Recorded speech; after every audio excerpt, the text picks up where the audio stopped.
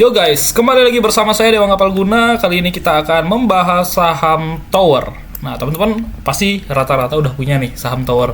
Kenapa? Karena saham Tower ini ada di harga bawah, bukan di harga atas. Jadi harusnya teman-teman melirik saham ini. Disclaimer on, silahkan analisis kembali. Nah, kali ini saya ingin membahas pertama mengenai teknikalnya dulu ya. Bahwa kalau misalnya teman-teman melihat untuk saham Tower ini berhasil dia masuk ke area resistan ya. Jadi ini adalah resistan pertama ya memang harus dilalui gitu. Sekitar mungkin 650-an ya. Jadi kalau misalkan dia berhasil naik di atas itu, maka momentum ini bisa berlanjut ke resistan berikutnya di 735. Jadi coba teman-teman bayangkan dari harga sekarang, disclaimer on ya. Dari harga sekarang sampai ke sana itu sekitar kenaikannya 20%. Kalau bisa sampai di bulan Januari ini ya. Nah, kenapa kok Tower itu menarik ya? Yang pertama sahamnya ada di bawah. Kemudian right issue ya. Jadi right issue dia pernah lakukan itu pun di harga yang cukup tinggi. Ya, saya lupa di harga berapa, tapi kayak kisaran 700. Jadi teman-teman bisa lihat. Selanjutnya, lihat secara fundamental ya. Bahwa Tower ini adalah salah satu perusahaan konglomerat di sektor telekomunikasi dan masih under value. Ini saya rilis tanggal 26 Juni 2025 ya. Nah, mungkin 6 bulan lalu berarti. Nah, jadi harga wajarnya itu berada di 760.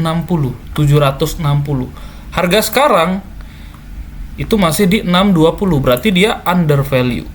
Kalau misalnya dia ke valuasinya aja 760 itu 24%. Tapi sebenarnya saya sudah update sih untuk proyeksi terbaru ya Tower valuasinya itu ada di 800-an ya, 843 ya. Jadi itu valuasinya dia.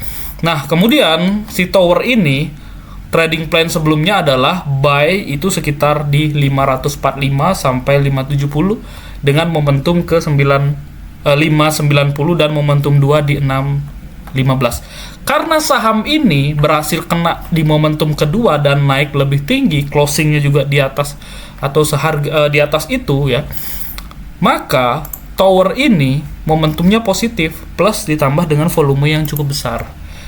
Nah, jadi dia breakout resistan ini tadi saya nambah sih di 615 itu saya nambah. Nah, jadi saya tuh ketika ada trading plan, ini saya cerita sedikit ya. Jadi ketika ada trading plan saya buy ya.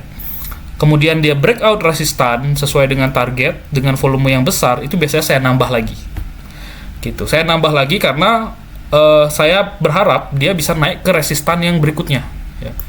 Jadi average up gitu. Jadi kalau teman-teman mau ya disclaimer on, terserah. Intinya posisinya harus pas. Jadi area entry itu di area resistan. Disclaimer on, silahkan pelajari kembali ya, biar nggak nanti kalau dia koreksi saya yang salah, padahal trading plan-nya udah jelas. Nah, kemudian selain itu juga teman-teman bisa melihat ya bahwa secara jangka yang cukup panjang ya, dari pucuknya dia di tahun 2021, kalau kita tarik garis ya, downtrend ya, kalau dia berhasil naik di atas 710, ini keluar dari fase downtrend. Dan kalau dia closing di bulan Januari di atas 730, ini harusnya menurut saya siap mengalami fase uptrend. Nah, coba kita lihat teknikalnya juga. Ini cup ya, dia bentuk cup seperti ini. Kita tinggal tarik aja garis ya. Jadi kalau misalkan di bulan ini berhasil closing di atas 730, Februari harusnya menjadi momentum positif juga untuk di awal ya, bahwa saham ini masih kuat untuk dia memasuki fase uptrendnya dia. Nah, kira-kira sentimen apa sih? Teman-teman bisa melihat bahwa Tower ini mesot, kemudian right issue-nya juga jumbo di harga atas. Ya, jadi menurut saya sih menarik ya.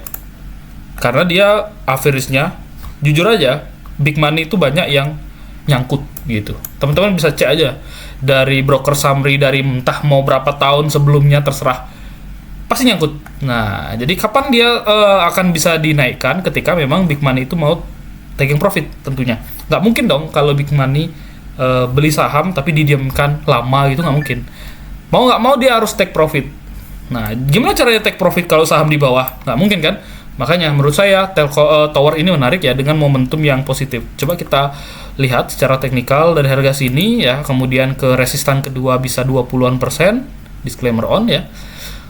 Kemudian kalau dia ke area lebih tinggi lagi bisa 59%, lebih tinggi lagi 80-an%, kalau dia ke high-nya dia mungkin lebih dari 100%. Apakah itu bisa? Ini tantangan untuk grup The Jarum ya, karena ini punya mereka. Kalau misalkan memang mereka mau taking profit ya minimal di atas 700, 900, 1000 lah minimal kalau mereka mau taking profit. Disclaimer on.